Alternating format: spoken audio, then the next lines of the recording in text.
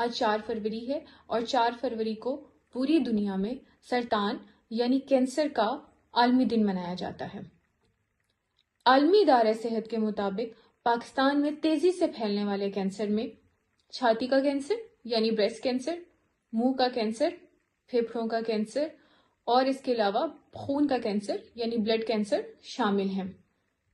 Cancer کی وجوہات میں سب سے زیادہ ضروری فضائی آلودگی، ناقص خوراک، اس کے علاوہ صنعتی فضلہ جات اور سگریٹ نوشی یا الکوہل کا استعمال شامل ہیں۔ کیا آپ ان وجوہات کو ختم کر سکتے ہیں؟ نہیں۔ کیا آپ ان وجوہات سے بچنے کی کوشش کر سکتے ہیں؟ بالکل۔ ان وجوہات سے بچنے کے لیے اپنے لائف سٹائل میں چینجز لائیے۔ اگر آپ تمباکو نوشی یا الکوہل کا استعمال کرتے ہیں تو یہ استعمال منقطع یعنی ختم کیجیے۔ اگر آپ اپنے لائف سٹائل میں جنک فوڈ کا زیادہ سے زیادہ استعمال کرتے ہیں تو کوشش کریں کہ اپنی زندگی میں ہیلدی لائف سٹائل کو اڈاپٹ کریں اور جنک فوڈ کی بجائے گھر میں بنا ہوا صحت مند کھانا استعمال کریں اور اس کھانے میں سلاد اور سبزیوں کی کثیر مقدار استعمال کریں تاکہ آپ کے جسم کو ضروری وائٹامنز اور منرلز بھی ملتے رہیں۔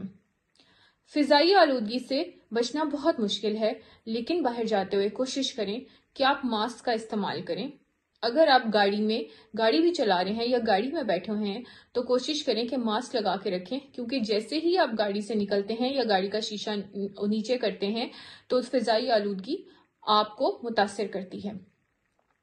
اس کے علاوہ تمباکو نوشی اور الکوہل کو منقطع کر کے بھی آپ کوشش کر سکتے ہیں ایک ہیلدی لائف سٹائل اڈاپٹ کرنے کی۔ جتنا زیادہ آپ اپنی زندگی میں ہیلدی لائف سٹائل اڈاپٹ کریں گے اتنا زیادہ آپ کینسر سے بچ سکتے ہیں۔ کچھ کینسر ایسے ہوتے ہیں جو جینیٹیکلی بھی ٹرانسفر ہوتے ہیں۔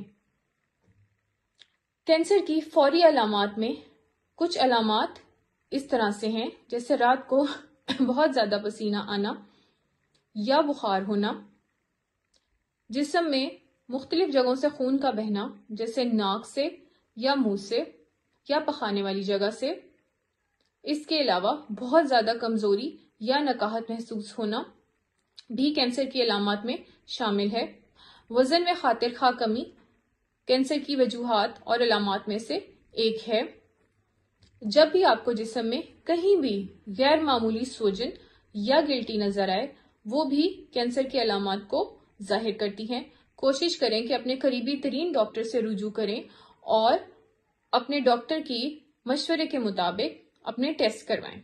کینسر کے علاج کے لیے مختلف ٹریٹمنٹ آپشنز استعمال میں لائے جاتے ہیں، جیسے کہ کیمو تھراپی، ریڈیو تھراپی اور سرجری۔ کچھ کینسرز ایسے ہوتے ہیں جو صرف کیمو تھراپی اور ریڈیو تھراپی کے استعمال میں لانے سے بہتر ہو جاتے ہیں، جبکہ کچھ کینسرز ایسے ہوتے ہیں جن میں تینوں ٹریٹمنٹ آپشنز کو استعمال میں لا کے مریض کا علاج کیا جاتا ہے۔ کیمو تھراپی میں جو ادویات دی جاتی ہیں وہ اورلی یا آئی وی دی جاتی ہیں۔ اورلی کا مطلب یہ ہے کہ وہ خوراک منہ کے ذریعے دی جاتی ہے اور آئی وی کا مطلب یہ ہے کہ وہ خوراک رگ کے ذریعے دی جاتی ہے۔ کیمو تھراپی کے علاوہ ریڈیو تھراپی بھی کینسر کے علاج کے لیے استعمال میں لائی جاتی ہے۔ یہ شونک کے ذریعے علاج کرنے کا طریقہ ہے۔ اگر کیمو تھراپی اور ریڈیو تھراپی سے مریض کو خاطر خواہ فرق نہ پڑا ہو اور ڈاکٹر کو ایسا محسوس ہو کہ اس پیشنٹ کی سرجری کرنا ضروری ہے تو سرجیکل ٹریٹمنٹ آپشنز کو بھی بروئے کار لایا جاتا ہے۔ اس طرح کینسر پیشنٹس کا علاج کیمو تھراپی، ریڈیو تھراپی اور سرجری کے تھرو کیا جاتا ہے۔ جیسا کہ میں نے آپ کو پہلے بتایا کہ کچھ کینسرز ایسے ہیں جن میں اس میں سے کوئی ایک طریقہ علاج یا دو طریقہ علاج استعمال کیے جا سکتے ہیں، یا کچھ کینسرز ایسے ہیں جن میں all the three modes of treatment can be used۔ Pakistan میں مختلف ہسپتالوں میں آنکولوجی یونٹس بنے ہوئے ہیں۔ یہ آنکولوجی یونٹس کینسر کے مریضوں کا علاج اور ان کی تشخیص میں بہت اہم کردار ادا کرتے ہیں۔ آنکولوجی وارڈز یعنی کینسر کے وارڈز میں بہت ہی منجے ہوئے اور باصلاحیت ڈاکٹر اپنی تعلیمات اور اپنی ٹریننگز کو بروئے کار لاتے ہوئے کینسر پیشنٹس کا علاج کرتے ہیں۔ اگر آپ اس موذی مرض سے جوجھ رہے ہیں تو ڈریے مت. بہت سے لوگ کینسر سے ریکور کر کے زندگی کی طرف واپس آ جاتے ہیں.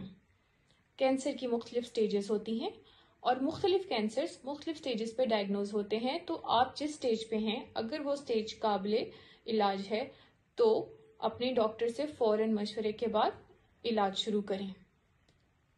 کینسر سے ڈرنے کی نہیں، لڑنے کی ضرورت ہے.